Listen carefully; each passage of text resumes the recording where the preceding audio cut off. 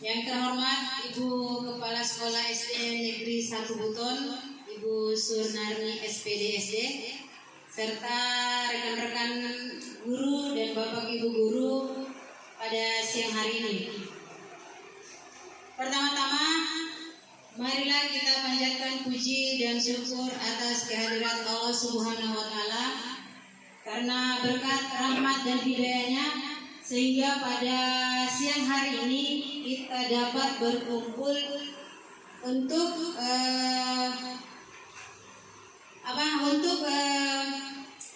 bersama-sama untuk membagi penyebaran pemahaman baik tentang budaya positif di sekolah. Sebelumnya saya menegaskan bahwa saya berdiri di sini bukan saya merasa lebih hebat, tidak. Saya berdiri di sini hanya berbagi pengalaman tentang penyebaran baik disiplin positif di pendidikan guru penggerak dalam rangka untuk melengkapi tugas yang diberikan oleh kami. Baik, untuk mempersingkat waktu, saya dipersilakan untuk kepala sekolah memberi sambutannya. Kepada Ibu Kepala Sekolah saya persilakan. Terima kasih atas kesempatan yang diberikan kepada saya untuk memberikan sambutan pada pelaksanaan aksi nyata budaya positif yang dilaksanakan oleh CGP yang ada di SD Negeri 1 Buton. Bismillahirrahmanirrahim. Assalamualaikum warahmatullahi wabarakatuh.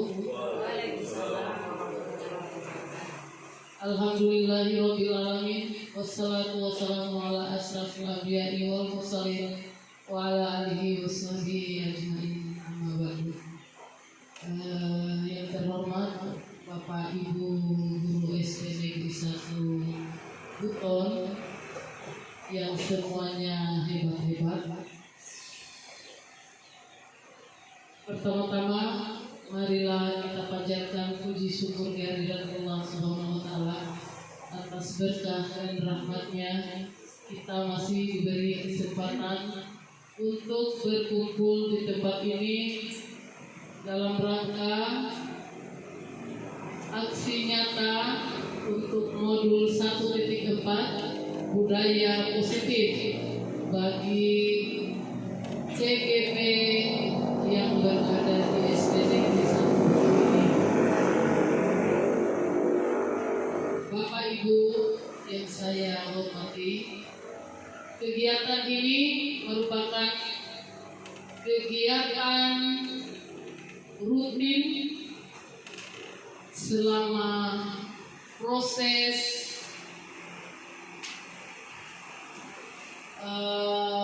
CGP. Jadi kegiatan ini akan terus-menerus sampai akhir calon guru penggerak kita melaksanakan tugas. Jadi ini sama dengan kuliah. CGP ini harus diikuti oleh semua guru-guru yang ada di SD Negeri 1 ini. Hari ini Ibu Miasri yang telah lolos, mudah-mudahan di tahun-tahun berikutnya ada CGP lain yang ada di SD Negeri 1 Buton ini yang lulus. Karena untuk meningkatkan karir guru ini harus ikut calon guru penggerak. Karena calon guru penggerak ini dituntut untuk selesai guru penggerak, dituntut untuk menjadi seorang kepala sekolah.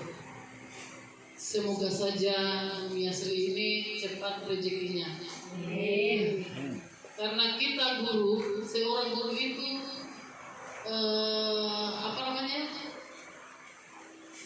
kepala sekolah itu merupakan karir terakhir bagi kita guru. Karena tidak mungkin kita mau jadi kepala dinas. Jadi karir tertingginya seorang guru adalah menjadi seorang kepala sekolah. Bapak Ibu yang saya banggakan, pada hari ini Ibu Miasri akan mempresentasikan penerapan dan diseminasi budaya positif. Saya sendiri belum tahu apa ini penerapan diseminasi. Ya, sebentar Ibu Miasri CGP kita akan menjelaskan bagaimana dimensi ini masuk di dimensi budaya positif, penerapan dan diseminasi budaya positif ini. Jadi saya harap dengan adanya kegiatan-kegiatan ini secara tidak langsung kita sudah membantu teman kita yang lagi mengikuti calon guru penggerak. Semoga beliau sehat selalu supaya pelaksanaannya cepat, tidak ada halangan, dan perlu diketahui tidak ada kepala sekolah itu tidak takut dengan adanya CGP di sekolah ini. Itu bagi saya tidak takut. Kenapa? Saya tidak takut digantikan, saya tidak takut disaingi. Karena ada yang beranggapan CGP yang ada di sekolah itu merupakan saingan kepala sekolah. Tapi itu tidak benar. Yang benar adalah kompetensi guru-guru di sekolah setempat, utamanya di SD Negeri 1 ini akan meningkat dengan adanya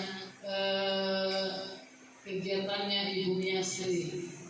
Jadi saya harap kedepannya ada CGP yang akan lulus di SD Negeri 1 Dotol ini, sehingga kompetensi kita bisa meningkat. Saya kira cukup sekian. Wabillahi taufiq wal hidayah. Wassalamualaikum warahmatullahi wabarakatuh.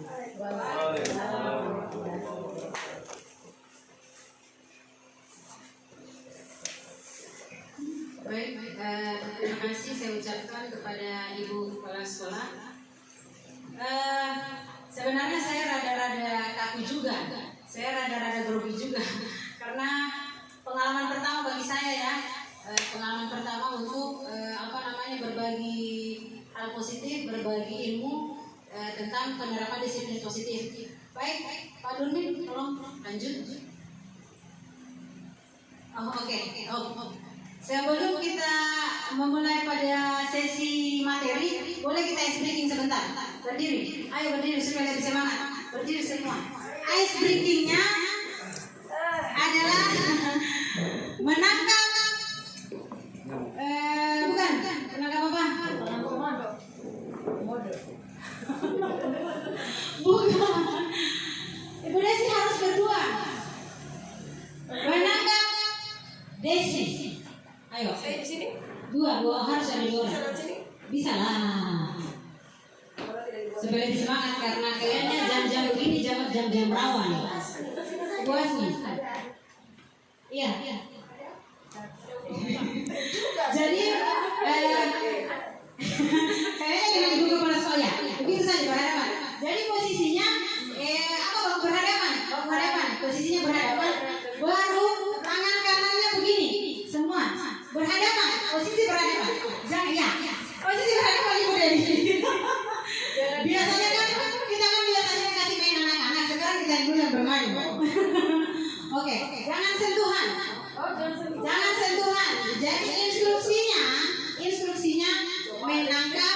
Desi, namanya Desi. Jadi saya akan bercerita. Jadi perannya ini ada dua. Perannya ada dua. Ada yang Desi, ada yang Desi, ada yang Doni. Jadi siapa yang Desi? Oke, siapa yang Desi? Angkat tangan siapa yang Desi? Ibu Deli apa? Ibu Deli apa? Ibu Deli apa? Desi atau Doni? Oh, Desi. Oke. Desi dan Doni. Desi dan Doni. Jadi sekarang tugasnya Doni menangkap tangannya Desi. Ketika saya bercerita, ketika saya menyebut nama Desi, Doni berupaya untuk langsung menangkap tangannya Desi. Oke. Baik, paham?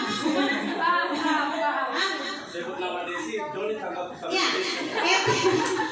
Pokoknya saling tangkap menangkap. Ketika saya bilang Desi, berarti tugasnya Doni yang menangkap tangannya Desi.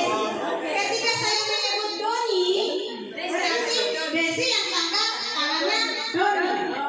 Jadi perannya masing-masing harus ditahu siapa Doni, siapa Desi. Siapa Desi yang ketangkap dulu? Setelah ditangkap, apa dilakukan? Sudah begitu saja, ice breaking. Untuk menambah semangat kita untuk siang hari ini. Oke, baik. Ada konsekuensinya. Tidak punya konsekuensi. Ini cuma ice breaking. Hanya untuk menambah semangat kita dalam menerima materi pada siang ini. Oke. Menambah semangat, menambah konsentrasi. Baik, dengarkan instruksinya. Tangan posisi di depan. Oke. Pada sebuah desa hiduplah keluarga yang sangat sederhana. Walaupun mereka baru 5 tahun. Ibu Rani pas banget.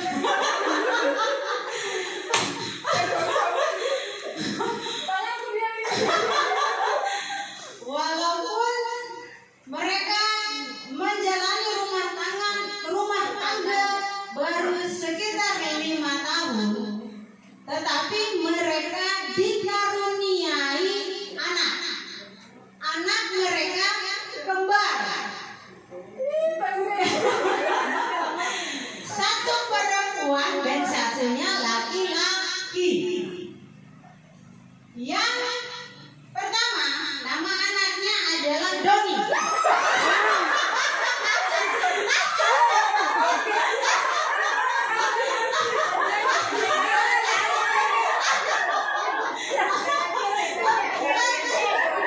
Yang saya herankan, Doni sendiri Desi juga menarik tangan. Siapa yang ditangkap? Doni atau Desi? Desi yang ditangkap, Ibu. Doni yang ditangkap.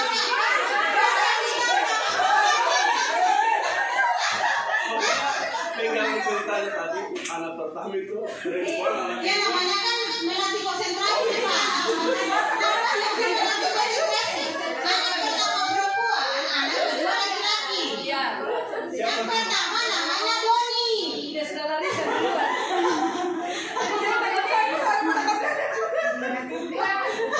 Saya. Ada yang sendiri yang harus ditangkap.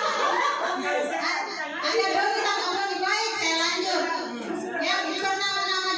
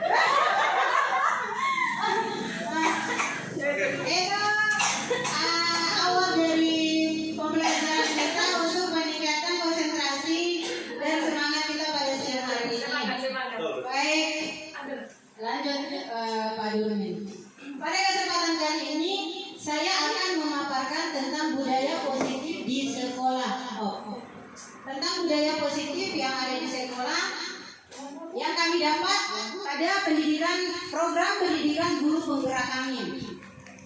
Budaya positif di sekolah itu sebenarnya ada banyak, cuman yang saya masuk Pak. Jadi nggak namanya masalahnya. Budaya positif di sekolah itu sebenarnya ada banyak, cuman di sini mungkin saya hanya memaparkan beberapa, saya hanya memaparkan 4 pada kesempatan kali ini. Baik, yang pertama itu adalah kebutuhan dasar manusia. Lanjut Pak Durwin. Yang kedua adalah posisi kontrol restitusi. Yang ketiga, keyakinan kelas. Yang keempat, segitiga restitusi. Sebelumnya saya mau tanya, apakah Bapak dan Ibu guru sudah pernah dengar atau pernah dengar tentang bahasa-bahasa ini? Belum. Oke, baik. Kalau keyakinan kelas sudah. Tapi beda keyakinan dari kelas dengan kesepakatan kelas. Nanti sebentar baru kita gali bersama-sama. Apa itu keyakinan kelas dan apa itu kesepakatan kelas? Lanjut Pak Oke. Lanjut lagi. Oke. Ulang kembali lagi. Sebelum kita masuk pada materinya, ada satu pertanyaan tematik.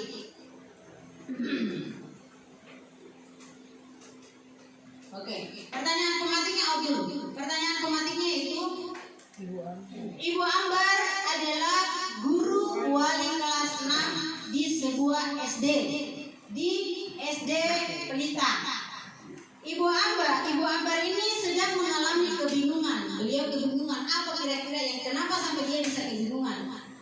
Karena mempunyai salah satu murid yang sangat meresahkan.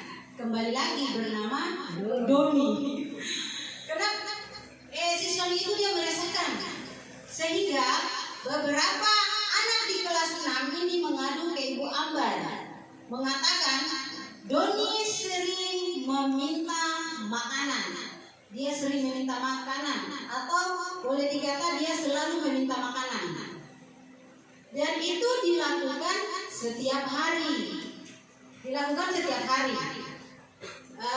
Pertanyaannya sudah sampai situ. Kenapa kira-kira Doni melakukan hal itu? Coba, kira-kira siapa? Apa? Kenapa kira-kira Doni itu melakukan hal tersebut hari-hari meminta makanan temannya, yang mengakibatkan itu temannya resah, mengakibatkan temannya tidak nyaman dengan dia karena selalu meminta seperti itu. Kira-kira karena apa ya? Oke, Ibu. Kalau saya, langkah pertama adalah mengidentifikasi. Observasi dulu si Doni ini, apakah faktornya berasal dari dalam rumah, internal atau eksternal. Eksternal berarti dari luar. Jadi langkah-langkah itu dulu, guru mengidentifikasi dulu atau mengobservasi dulu si pelaku supaya ibu gurunya tahu, oh faktor internal, mungkin faktor internal dari dalam keluarga, mungkin orang tidak mampu. Yang kedua dari faktor lingkungan. Itu saja Bu. Oke, baik. Mungkin yang lain, kira-kira kenapa sampai dia melakukan hal itu? Boleh dikata mungkin dia lapar, ya toh? Atau mungkin dia tidak dikasih uang jajan. Ya kan? Seperti itu.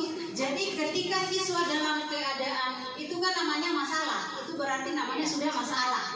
Siswa tersebut sudah mempunyai masalah. Iya, kira-kira dia kenapa? Kenapa sampai dia lakukan hal tersebut? Oke, Pak Durmi boleh lanjut? Oke, jadi lanjut. Jadi kita harus mengidentifikasi. Matikan dulu. Pause dia. Tersebut. Berdasarkan beberapa peneliti tentang teori kontrol, semua perilaku manusia pasti memiliki tujuan. Jadi jangankan peserta didik, kita saja sebagai seorang guru, ketika kita melakukan sesuatu pasti mempunyai tujuan. Bahkan sebuah kesalahan yang dilakukan peserta didik pasti memiliki alasan. Apa yang dilakukan peserta didik itu, baik itu kesalahan, baik itu tingkah laku yang benar, dia pasti memiliki alasan. Atau kata lainnya dia pemenuhan kebutuhan dasar manusia. Jadi ada 5 kebutuhan dasar di dalam pendidikan guru penggerak. Ada 5 kebutuhan dasar manusia. Yang pertama yaitu kebutuhan bertahan hidup. Kebutuhan bertahan hidup itu dia berupa makanan. Jadi dia termasuk makanan. Jadi Doni ini dia melakukan hal tersebut mungkin di rumah dia tidak sempat sarapan. Dia lapar.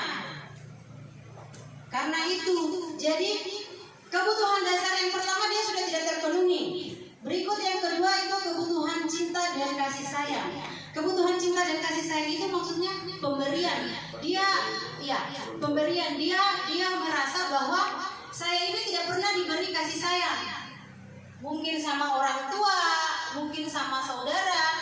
Jadi yang menyebabkan anak didik kita itu selalu melakukan kesalahan di sekolah. Yang ketiga itu kebutuhan penguasaan. Kebutuhan penguasaan ini maksudnya kebutuhan penguasaan dirinya. Mungkin di dalam pembelajaran, kayak ada salah satu pelajaran matematika. Ketika anak didik kita tidak mampu mengerjakan, kita harus tahu dulu kenapa sampai anak tersebut tidak bisa mengerjakan. Itu dia masuk di kebutuhan penguasaan diri. Yang keempat, kebutuhan kebebasan. Jangankan peserta didik, kita saja sebagai guru, kita sebagai orang tua, kita membutuhkan yang namanya kebebasan. Kebebasan berperilaku. Yang kelima yaitu kebutuhan akan kesenangan. Jadi ketika kita sudah bebas, harus kita senang. Tidak mungkin kita bebas baru kita tidak senang. Itu sudah pasti. Ketika kita bebas, pasti kita membutuhkan kesenangan. Itulah proses 5 kebutuhan dasar pada manusia. Sekarang apa yang harus kita lakukan sebagai seorang guru ketika kita mendapatkan peserta didik kita mengalami masalah atau dia selalu berbuat masalah? Lanjut Pak Doni. Oke. Sekarang kita masuk pada posisi kontrol. Posisi kontrol ini seperti yang saya bilang pada awal tadi, ketika kita mendapatkan siswanya kita bermasalah, kita harus tahu posisi kontrol kita sebagai seorang guru itu apa. Lanjut. Dian Gosen ini kayaknya orang Takimpo atau orang Laburun, saya juga tidak tahu dari mana. Mengemukakan bahwa guru perlu meninjau kembali penerapan disiplin di dalam ruang kelas mereka selama ini. Apakah telah efektif? Apakah berpusat memerdekakan dan memandirikan murid? Bagaimana dan mengapa? Jadi memang kita sebagai seorang guru itu tugas kita itu selalu mengidentifikasi. Kita selalu kontrol peserta didik kita.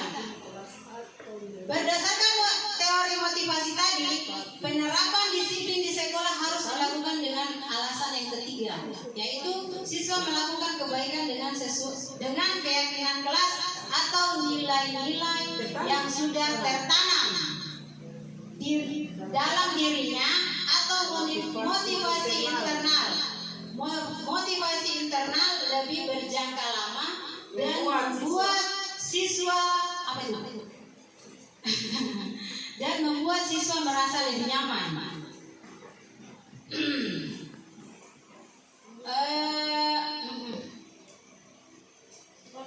Iya, ide cepat. Bukan. Yang pertama itu kita sebagai seorang guru itu posisi kontrol. Lanjut, posisi kontrol restitusi namanya. Nah, oke. Pos dulu Reni. Oke, saya lanjut kepada posisi kontrol restitusi tadi. Goser berkesimpulan ada 5 posisi kontrol yang diterapkan seorang guru. Jadi kita sebagai seorang guru ini ada 5 posisi kontrol yang harus kita miliki. Itu harus, tidak boleh tidak. Guru, orang tua atau atasan dalam melakukan kontrol. Kelima posisi kontrol tersebut, yang pertama penghukum, yang kedua pembuat merasa bersalah, yang ketiga teman, yang keempat pemantau, dan yang kelima itu manajer. Jadi kita ini seorang guru harus mempunyai sifat kelima-lima itu. Tidak boleh tidak. Kalau kita tidak mempunyai yang kelima-lima ini berarti kita belum bisa dinyatakan sebagai seorang guru. Lanjut Pak Durmin. Nah sekarang yang kita lihat satu persatu. Posisi kontrol yang pertama sebagai seorang penghukum. Maksudnya Pak sebagai seorang penghukum ini bukan itu anak-anak dia melakukan kesalahan langsung kita bilang kita hukum. Tidak semata-mata anak-anak membuat kesalahan kita langsung bilang bodoh. Kenapa kau begini bodoh segala, tidak bisa. Itulah kita kadang kelalaian. Bukan saya pribadi ya, saya pribadi itu sebelum saya mengikuti pendidikan guru penggerak ini memang sering terjadi seperti itu. Tapi setelah saya belajar di pendidikan guru penggerak bahwa ternyata kita sebagai seorang guru itu tidak bisa mengeluarkan kata-kata kasar terhadap anak didik kita. Karena secara tidak langsung nanti anak didik kita itu dia akan berbalik bahasa yang kita kasih keluar tadi, dia akan berbalik ke kita, dia akan sampaikan ke kita seperti itu. Lanjut posisi kontrol yang pertama yaitu penghukum. Seorang penghukum bisa menggunakan hukuman fisik maupun verbal. Orang-orang yang menjalankan posisi penghukum senantiasa mengatakan bahwa sekolah memerlukan sistem atau alat yang dapat lebih menekan murid-murid lebih dalam lagi. Guru-guru menerapkan posisi penghukum akan berkata, biasa kalau kita sebagai seorang guru itu pasti kita sampaikan sesuatu. Patuhi aturan saya atau awas awas kamu bersihkan itu kelas nih, awas ya. Nah itu dia berarti kita dalam posisi kontrol penghukum. Atau biasa juga kamu selalu saja salah, kamu ini salah terus, kenapa kah? Lama-lama nah itu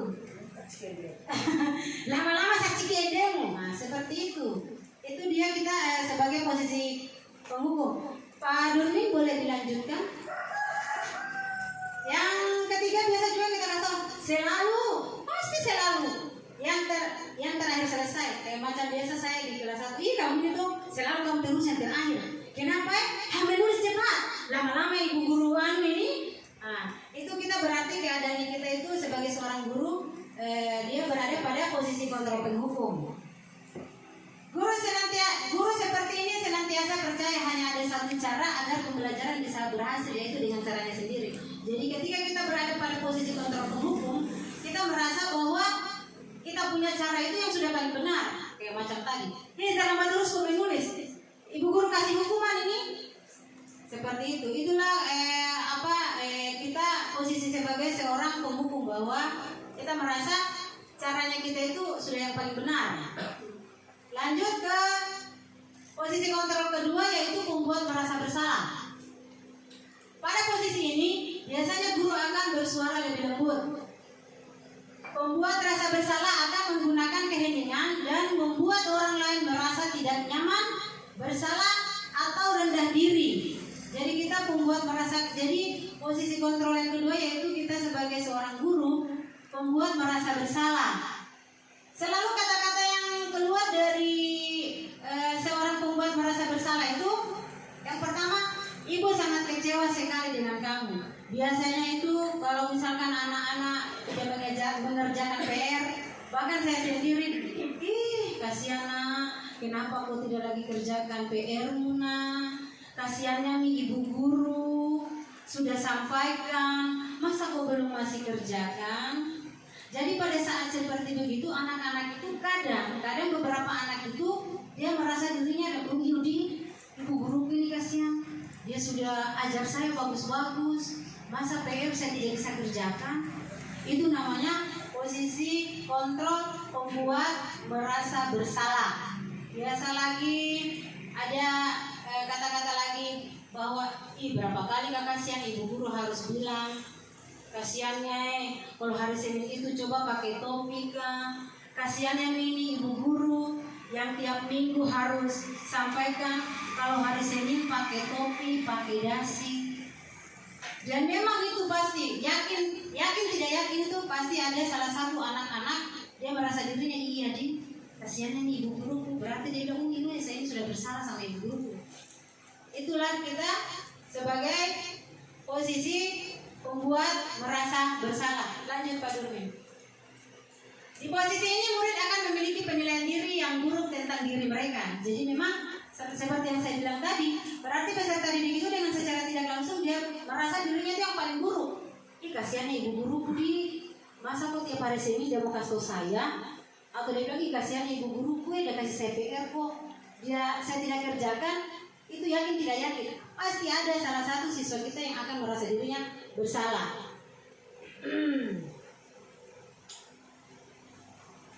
Dan telah mengecewakan orang-orang disayangnya, sudah yang seperti yang saya bilang tadi. Itu posisi kontrol sebagai membuat merasa bersalah. Lanjut kepada posisi kontrol yang ketiga. Posisi kontrol yang ketiga sebagai teman.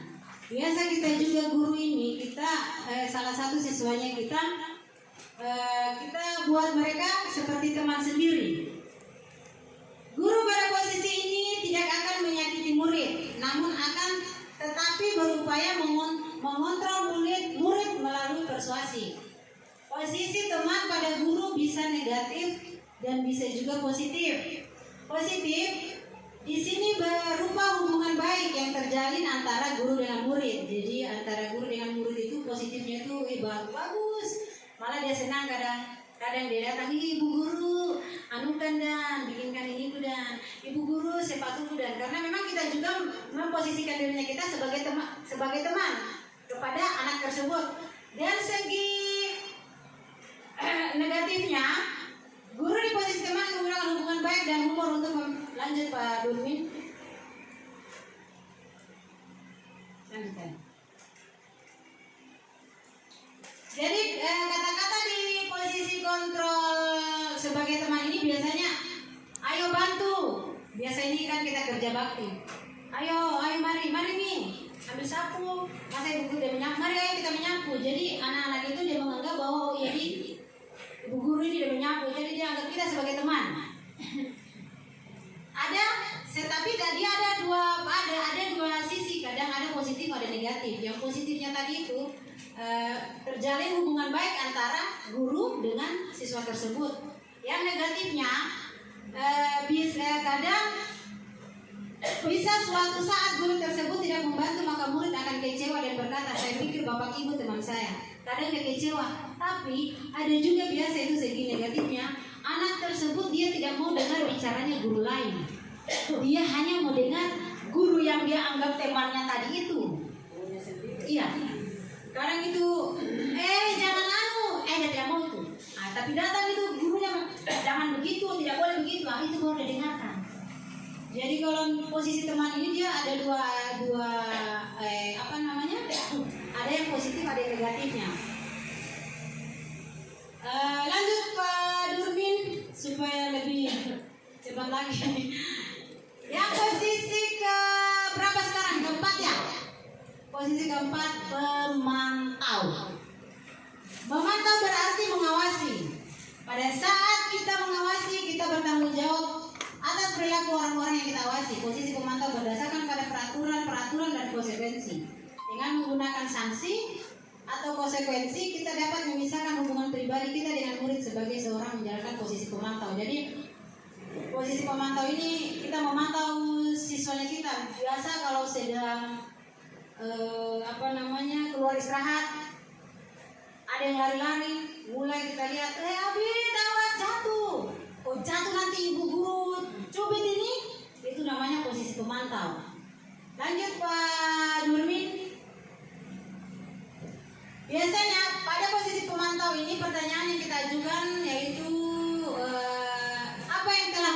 lakukan, misalkan dia main-main kayak kejadian biasa main-main tidak sengaja dia pukul temannya sampai temannya menangis.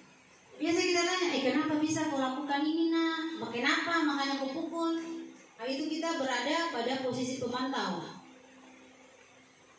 Seorang pemantau sangat mengandalkan perhitungan, catatan, data yang dapat digunakan sebagai bukti atas perilaku seseorang.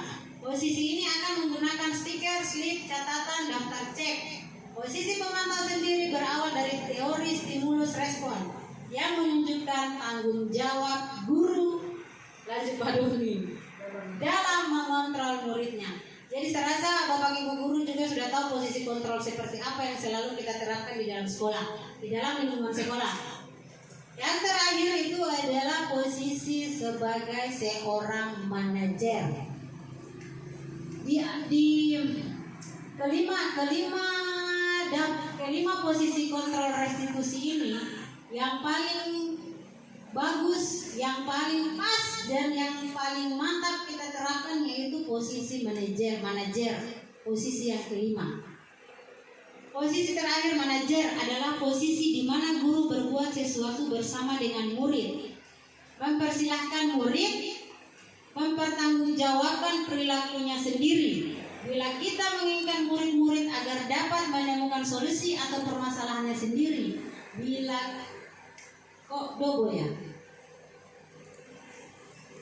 kita menginginkan murid-murid kita menjadi manusia yang merdeka, mandiri dan bertanggung jawab, maka kita perlu mengacu pada restitusi yang dapat menjadikan kita seorang manajer bagi dirinya sendiri.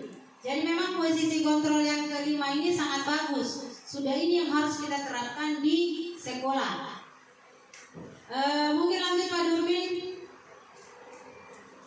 Lanjut. Oke. Biasanya posisi kontrol seorang manajer ini kita sering berkata apa yang kita yakini, maksudnya apa yang kita kembali kepada keyakinan kelas. Posisi kontrol sebagai seorang guru ini, jadi kita bisa kita bisa telah satu-satu siswanya kita bisa jadi teman. Ketika seperti yang saya bilang dari awal tadi, ketika peserta didik itu melakukan kesalahan, kita harus kita harus bisa memosisikan dirinya kita sebagai seorang manajer dengan tahapan segitiga restitusi. Ada namanya tahapan segitiga restitusi.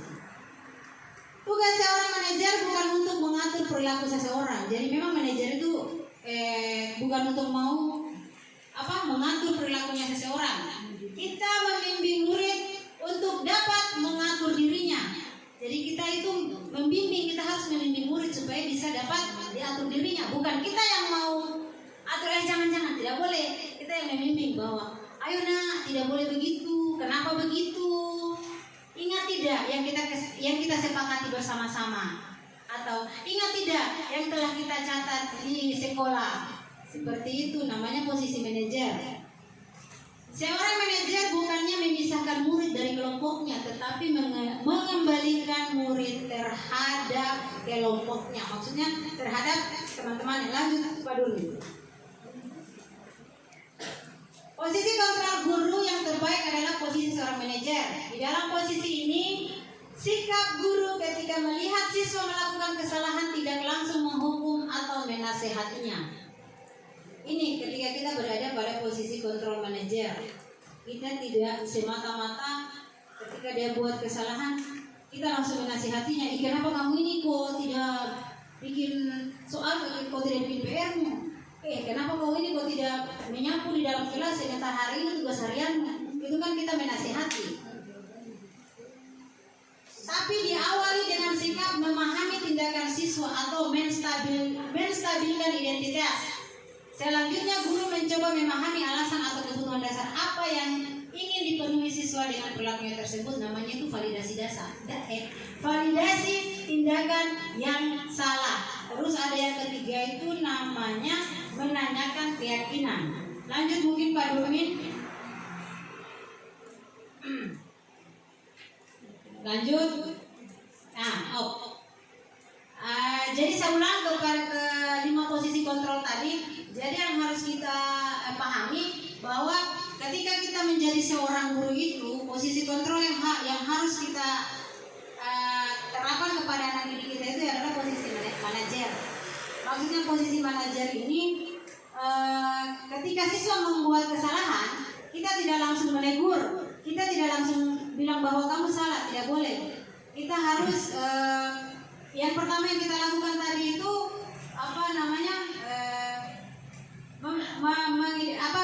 menstabilkan identitas, yang kedua validasi tindakan yang salah, dan yang ketiga menanyakan keyakinan. Sebentar ada yang di yang sekarang kita masuk pada budaya positif yang kelima, yaitu keyakinan kelas. Keempat, kita membuat keyakinan kelas. Ada keyakinan kelas, ada apa tadi? Apa tadi? Peraturan, apa namanya? Kesepakatan kelas, ya. Ada keyakinan kelas, ada kesepakatan kelas. Bedanya kesepakatan kelas itu, bedanya kesepakatan kelas dengan keyakinan kelas. Kesepakatan kelas dia mempunyai konsekuensi. Ketika anak didik tidak melaksanakan apa yang jadi kesepakatan kelas, maka dia mendapatkan konsekuensi. Tetapi biasanya hal tersebut kadang itu tidak berlaku lama kepada anak didik itu. Maksudnya anak didik itu dia akan melakukan hal-hal yang salah tersebut karena dia takut akan dihukum. Beda halnya kalau kayak keyakinan kelas ini, kalau kayak kita membuat keyakinan kelas itu, dia memang ada nilai-nilai kebijakan universal yang disepakati secara tersirat atau tersurat. Berikut yang kedua, keyakinan kelas bersifat abstrak daripada peraturan yang lebih rinci dan konkret. Yang ketiga, keyakinan kelas berupa pernyataan universal. Jadi keyakinan kelas itu bukan lebih ke sanksinya, dia hanya pernyataan saja. Yang keempat, pernyataan keyakinan kelas senantiasa dibuat dalam bentuk positif. Yang kelima, keyakinan kelas hendaknya tidak terlalu banyak sehingga mudah diingat dan dipahami oleh peserta didik. Jadi keyakinan kelas itu tidak harus banyak, dia biasa kadang hanya 4, hanya 5, tetapi dia mengandung nilai-nilai kebijakan universal. Lanjut Pak Gurmin. Dan yang keenam, keyakinan kelas sebaiknya sesuatu yang dapat diterapkan di lingkungan tersebut. Jadi ketika kita membuat keyakinan kelas, peserta didik kita itu, siswa kita itu dia terapkan di dalam lingkungan sekolah atau di dalam lingkungan belajarnya. Yang ketujuh, semua warga kelas hendaknya ikut berkontribusi dalam membuat keyakinan kelas lewat kegiatan curah pendapat. Jadi ketika kita membuat keyakinan kelas, kita harus melibatkan peserta didik kita harus melibatkan siswa kita. Jangan kita sendiri yang membuat keyakinan kelas tersebut. Kita harus tanya kepada peserta didik kita. Hari ini sebelum kita belajar, kira-kira keyakinan kelas apa yang harus kita kesepakati sebelum kita memulai pembelajaran. Seperti itu. Jadi peserta didik itu harus berkontribusi dalam pembuatan keyakinan kelas. Lanjut Pak Dumi. Ya, prosedur pembuatan keyakinan sekolah atau keyakinan kelas, prosedurnya. Yang pertama, mempersiapkan warga sekolah atau murid di sekolah, kelas atau bercurah pendapat tentang peraturan. Jadi yang terlibat adalah harus ada warga sekolah. Kalau kesepakatan kelas berarti siswa. Kalau kesepakatan sekolah berarti seluruh warga sekolah. Yang kedua, mencatat semua masukan pada para murid atau warga sekolah di papan tulis atau di kertas besar, di mana semua anggota kelas atau warga sekolah bisa melihat hasil curah pendapatnya. Jadi yang ketiga, prosedur pembentukan keyakinan kelas itu yaitu susunlah keyakinan kelas sesuai prosedur atau pembentukan keyakinan sekolah. Jadi seperti yang saya bilang tadi, ketika kita membuat kesepakatan keyakinan kelas, kita harus libatkan siswa. Kita curah pendapat dulu. Kita sampaikan siswa. Kira-kira sebelum kita belajar hari ini, keyakinan apa ini yang harus kita terapkan biar pembelajaran pada hari ini berjalan dengan maksimal, berjalan dengan lancar. Kita membuat keyakinan kelas itu kita tawarkan dulu kepada siswanya kita. Jangan selalu kita terus. Ayo keyakinan kelas, tidak boleh kelihatan apa, tidak boleh, itu salah. Jadi kita berikan kepada siswa, namanya curah pendapat. Yang keempat, ganti kalimat-kalimat dalam bentuk negatif menjadi positif. Jadi kita telaah kembali kalimat-kalimat, kan ada kalimat-kalimat yang negatif itu kita ganti. Misalkan pada saat belajar kita tidak boleh makan. Nah, berarti itu jagalah kebersihan kelas. Dia memuat nilai-nilai kebijakan tentang jaga kebersihan. Yang kelima, prosedur pembuatan keyakinan sekolah kelas, yaitu tinjau kembali daftar curah pendapat yang sudah dicatat. Jadi setelah kita beri kesempatan kepada siswa, mereka sudah tulis kesepakatan keyakinan kelas yang mereka buat. Setelahnya kita ganti kata-kata yang negatif ke kata-kata yang positif. Lanjut yang terakhir kita meninjau kembali yang telah dibuat. Setelah kita meninjau di sana, kadang masih kita dapati pernyataan yang tertulis di sana masih banyak yang berupa Pak Durmin, lanjut tabe, yang berupa peraturan-peraturan. Karena beda peraturan dengan keyakinan tadi. Kalau peraturan dia sifatnya lebih ke sanksi, kalau keyakinan dia sifatnya ke nilai-nilai kebijakan. Pak Durmin kayaknya ulang yang ke-6 ya? Menemukan kembali. Yang ke-7, setelah keyakinan sekolah atau kelas dibuat, maka semua warga kelas dipersiapkan meninjau ulang dan menyetujuinya dengan menandatangani keyakinan kelas tersebut, termaksud guru dan semua murid.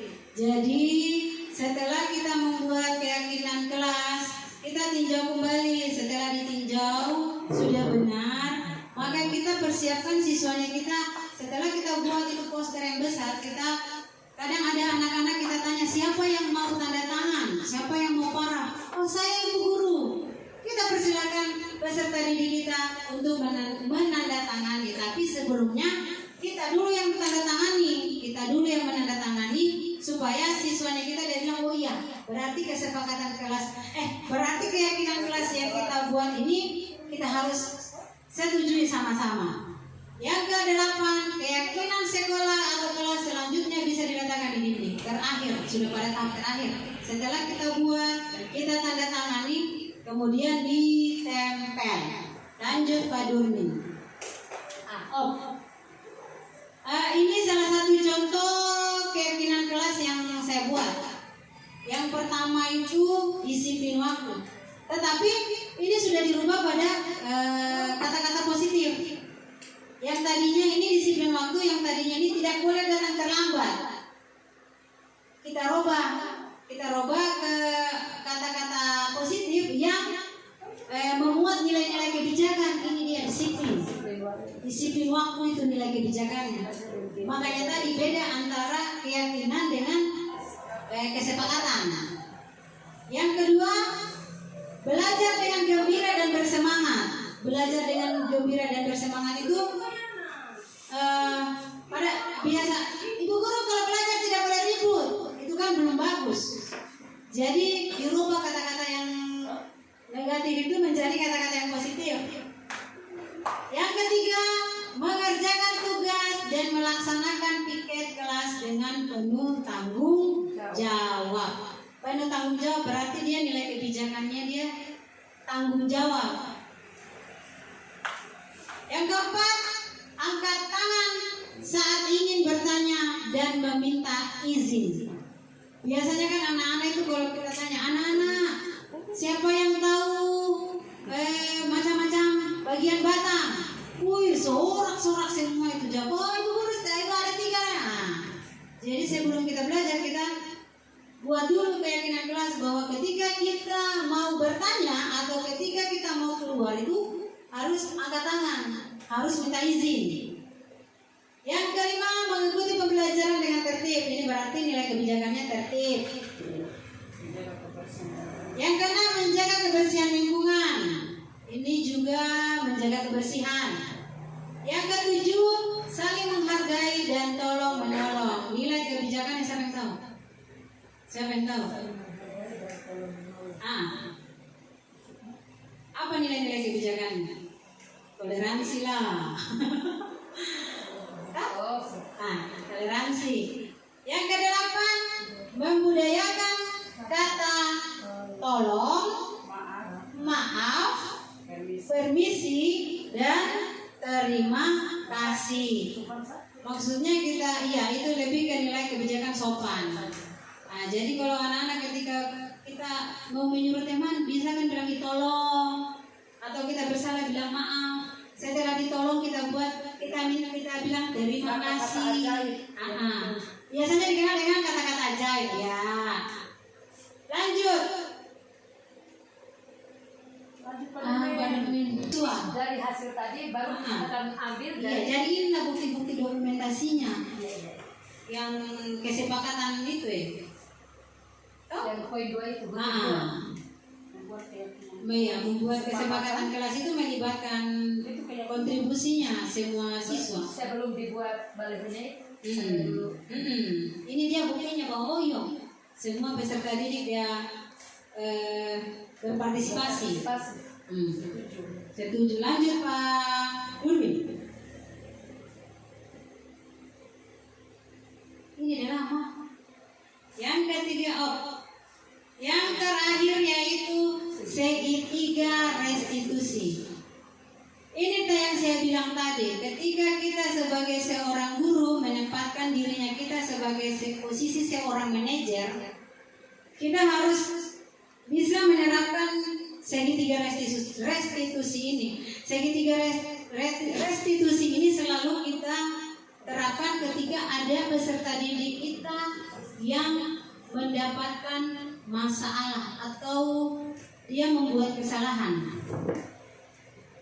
Seperti biasa, ketika siswanya kita itu ketika siswanya kita itu berbuat kesalahan, jangan langsung dinasihati, jangan langsung dimarahi. Segitiga restitusi ini dia ada 3 tahap. Yang pertama, menstabilkan identitas. Biasa itu menstabilkan identitas itu maksudnya ketika siswanya kita berbuat salah, kita temui siswa yang berbuat salah itu, tetapi kita temui juga jangan pada saat banyak teman-temannya. Kita panggil di kantor, panggil di kantin, atau pada saat dulu itu kita panggil. Itu namanya menstabilkan identitas. Setelah kita panggil, baru kita tanya, tahu tidak apa kesalahan apa tadi yang kita buat? Biasanya itu anak-anak dia pura-pura lupa.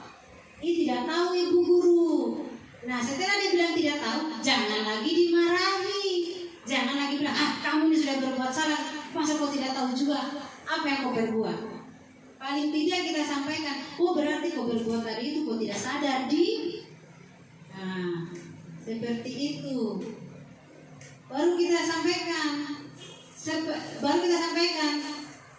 tidak apa-apa berbuat salah, cuman kalau bisa jangan diulang, karena namanya manusia pasti berbuat salah. Jangankan anak-anak, guru juga ini banyak berbuat salah. Aduh, coba lanjut, mungkin ada keterangannya. Ini. Yang pertama, menstabilkan identitas, atau dalam bahasa pasar wajuni itu stabilis de identi. Yang tadi menstabilkan identitas, jadi kita anak-anak kita tanya berbuat salah apa tadi. Kadang juga kalau anak yang sadar, iya bu guru tadi saya begini.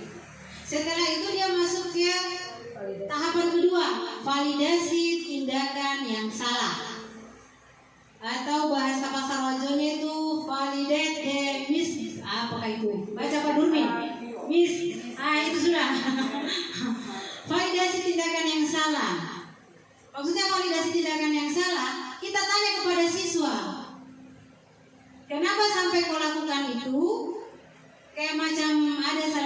siswa melempar. Kita tanya, kenapa bisa kau lempar nak?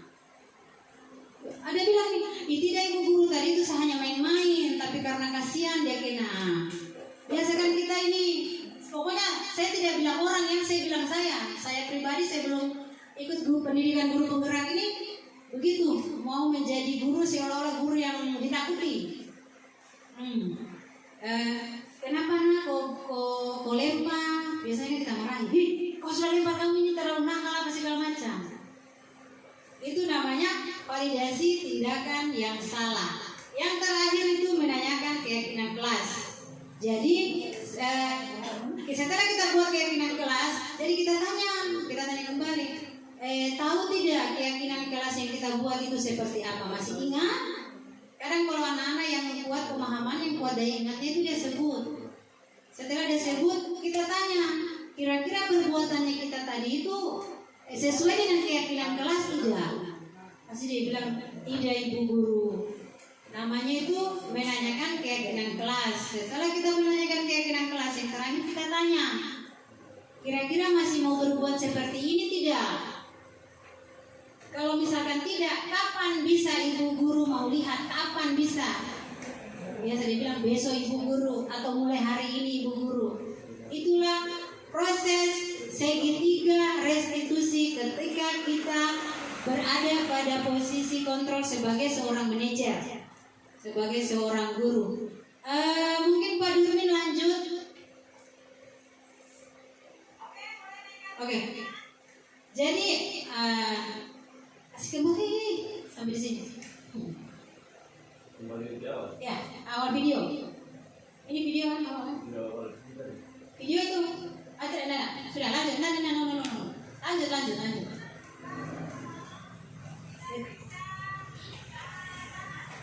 Ini video yang telah saya buat menyelesaikan masalah. Ada siswa satu di kelas 4, dia tidak mengerjakan tugas. Jadi ketika dia tidak mengerjakan tugas, kita panggil anak tersebut, ditanya dulu, jangan langsung dimarahi kan.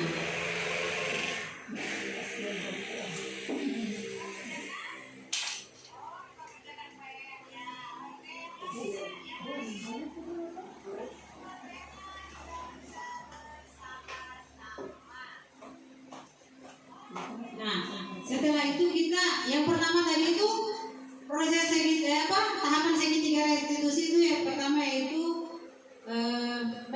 mengidentifikasi tindakan, menstabilkan keadaan. Jadi kita tanya, berbuat salah apa tadi nak? Kadang dia langsung jawab, saya tidak bikin tugas ibu guru. Kadang juga anak-anak yang jawab, ibu guru saya tidak tahu, lupa.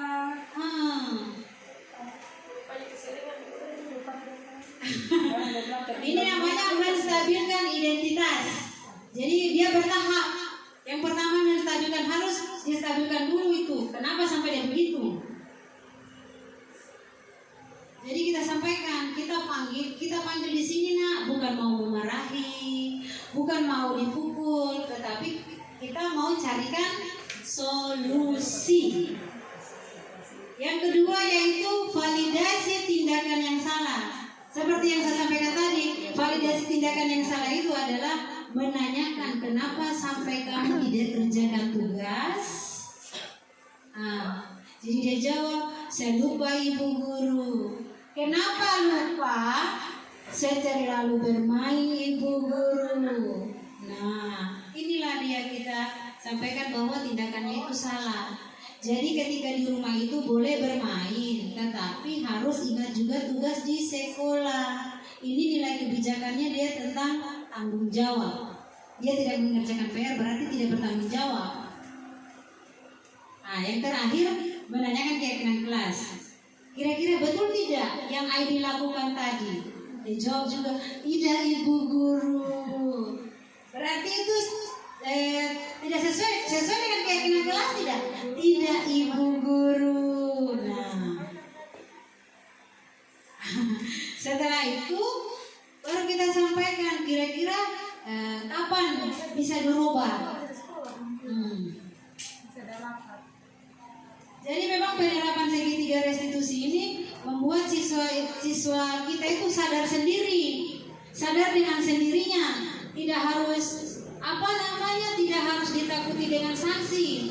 Kadang karena takut dengan sanksi, hari ini dia tidak datang di sekolah karena takut sanksi tadi. Tetapi besok akan dilakukan lagi. Tetapi kalau kita menerapkan dengan keyakinan-keyakinan nilai-nilai kebijakan yang ada, pasti mereka akan berpikir sendiri. Di kesepakatan kelasku yang kita bikin, dia sadar sendiri. Siswa tersebut itu tanyakan sendiri, dia akan sadar sendiri. Oke, baik. Mungkin cukup sampai sekian tentang pemahaman tentang budaya positif di sekolah. Saya ulang kembali, saya di sini bukan karena saya lebih hebat dari teman-teman. Saya cuma ingin berbagi ilmu, berbagi yang saya dapat di pendidikan guru penggerak. Dan memang namanya budaya positif ini ketika kita terapkan di sekolah itu tidak mudah. Ya tidak mudah, susah sangat-sangat dan membutuhkan waktu yang lama. Tidak kita laksanakan hari ini, selesainya juga hari ini tidak. Dia prosesnya lama. Prosesnya seperti apa supaya kita dapat menghasilkan bahwa anak-anak itu dia bisa menanamkan nilai-nilai kebajikan dalam dirinya. Marilah kita sama-sama menanamkan budaya positif ini, saling berkolaborasi antara guru yang satu dengan guru yang lain bersama kepala sekolah. Jadi cukup sampai sekian pemaparan saya tentang budaya positif di sekolah. Lebih dan kurangnya saya mohon dimaafkan. Billahi taufiq wal hidayah. Wassalamualaikum warahmatullahi wabarakatuh. Waalaikumsalam.